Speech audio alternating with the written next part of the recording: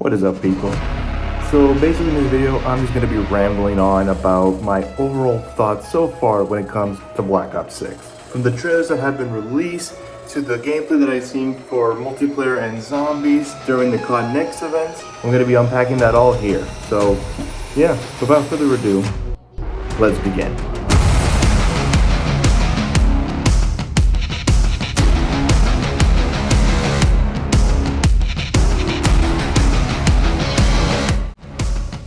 Firstly, I want to talk about the campaign, because in my opinion, across all the other modes, I think this one has the best potential, at least from what I've heard about it so far. Although, depending how they go, if it could totally flop or it could totally be an incredible hit. So I pretty much remain skeptical with the mode. So just to start with some simple things, I like the fact that Russell Adler is coming back in this. He's been a favorite COD character for me in the past recent years. That's nice that he's returning.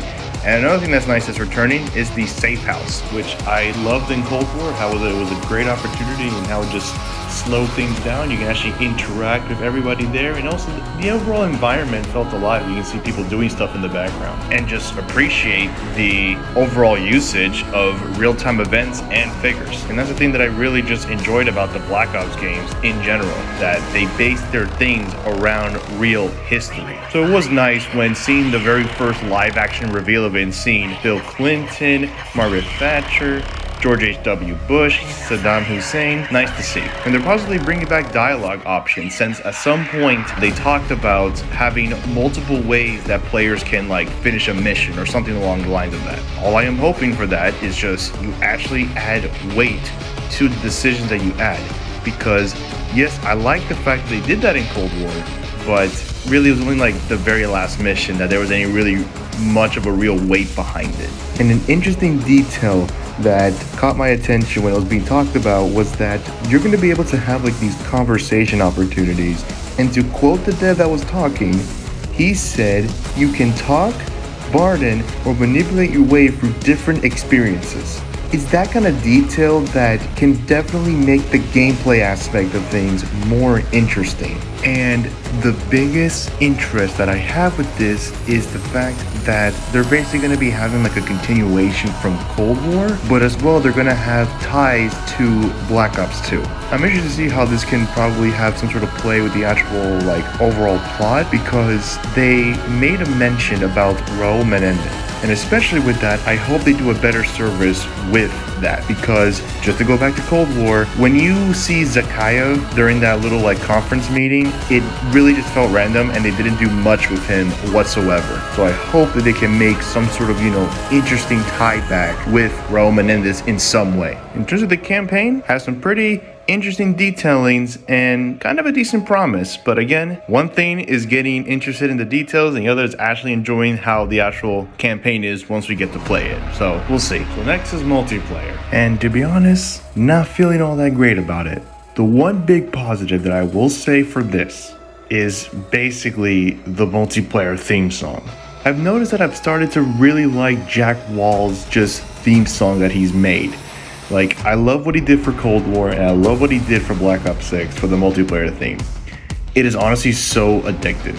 So that is a major plus that I will give. In terms of the other aspects, time to kill, it's definitely on the slower side of things, which I've always prefer a slower time to kill, because I feel you could actually have a chance in starting gunfights. So that's nice. And that there will be 16 maps in total being released, and all original maps, and they're small to medium. Gotta give credit where credit's due, at least with those things. Now in terms of the kind of maps, they're not really wowing me. Nothing that really is kind of just showing off I guess any sort of areas that was probably part of the Gulf War or anything like that. In terms of the flow, again, they're all small to medium, and it's also going to be 3 lanes. But there were some maps that there were moments of players actually kind of just maneuvering out and not just strictly going down just any of the 3 lanes. You can actually kind of maneuver around a little bit. That was also a nice thing, but there wasn't necessarily much of it, at least from what I saw. We'll have to see how the other maps are. Because again, even though I like 3-lane maps, it's good to also have more unique kind of style of maps. that can create these interesting flows and how you move around and things like that, and not just feel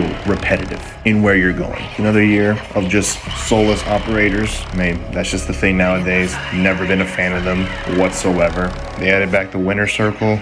You already know they're gonna add some dumbass emotes. The score streaks and the score, that shit needs to get adjusted. The amount of score that you need to get just to get a Hellstorm? That is not right at all. I don't want to have another just score streaks and how it was in Cold War, because the top 3 ones were so damn high. So yeah, score needs to be adjusting for the score streaks.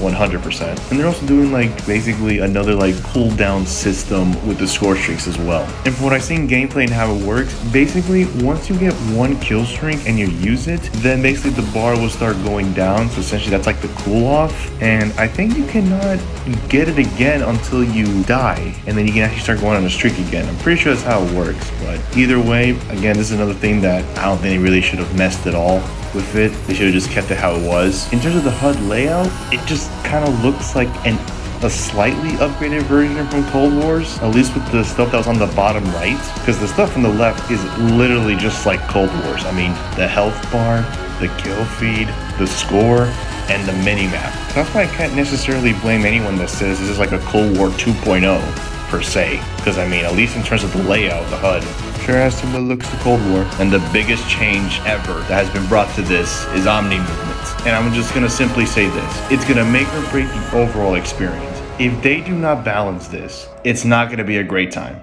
It will not be that much of a great time whatsoever. And especially, which I like to imagine that skill-based matchmaking will still be back here. Just imagine you're having good games, and then you get put into these, real sweaty lobbies, and next thing you know, you're getting absolutely just 360 body twirl, fucking backwards dive, no scope out of nowhere. They better balance this, or else it's just not gonna be a good time.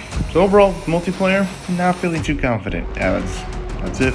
Not really confident. And lastly, we made it to zombies. During the Connex event, they decided to showcase Liberty Falls. Funnily enough, it's been going around and everybody's just been calling it Liberty Balls. And rightfully so. Because what the fuck? Seriously, what were they thinking, man? Me seeing the gameplay, it was just not good at all. Just visually, it doesn't even look like I'm playing zombies. It just looks like multiplayer still. Especially with the fucking parallels. I mean, you're literally playing on a multiplayer map.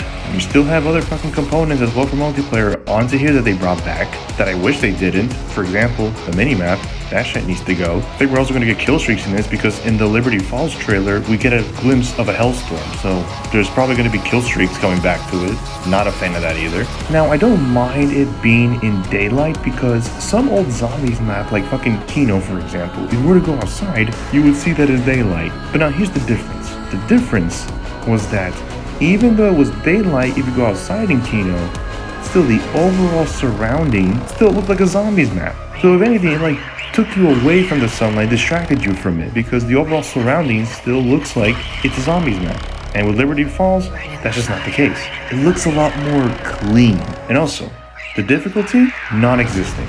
The way the players were just moving around, there was no sense of difficulty. There's no tight areas that kind of puts you in a tense situation trying not to get trapped or anything. No, there was just none of that. It looked easy as fuck. And again, going back to Cold War, even though I did like Cold War zombies, I just think it was too damn fucking easy. And this is coming from a casual. And it's interesting because apparently there were talks about wanting to make this mode more harder. Or in particular, at least one of the things specific was that they wanted to make it harder to get to round 100. So I don't know, as of now, there is definitely a disconnect and they seriously need to do a better job, at least with this map. I guess a positive that I will say for this is some of the enemy types look kind of cool, like those spider looking ones, they look kind of cool. I mean, not much else for me to say for zombies except just, at least with this particular map, yeah, they seriously need to definitely make some reworks with it. Because for sure the other main map that's being released at launch, visually it does look more like a zombies map. And also I did like when they mentioned that map being pretty expansive, so good opportunities for exploration. But yeah, that's about it that I'll say for zombies. Just pretty lackluster, I would say. And I just don't want to have, just in general, another year of like easy zombies. Because if they were able to find a way in order to have more casual players play zombies, then I'm pretty sure you can find ways in order to satisfy more of the hardcore players. Easier said than done, but still. If you manage to keep the hardcore players happy for a while, and you made this switch for casual, I'm pretty sure you can find a balance for both. So yeah, that is basically my thoughts for Black Ops 6, and to basically keep a summary, it's not looking too great. The only mode that I'm like the most positive in is the campaign. The other two modes, yeah, they're just not quite there, at least to me, just from a perspective standpoint. But I am definitely gonna try to just play the second weekend of the beta and actually just play the game, and maybe I could probably change my mind on some things, but I don't know, we'll see. But anyways, later.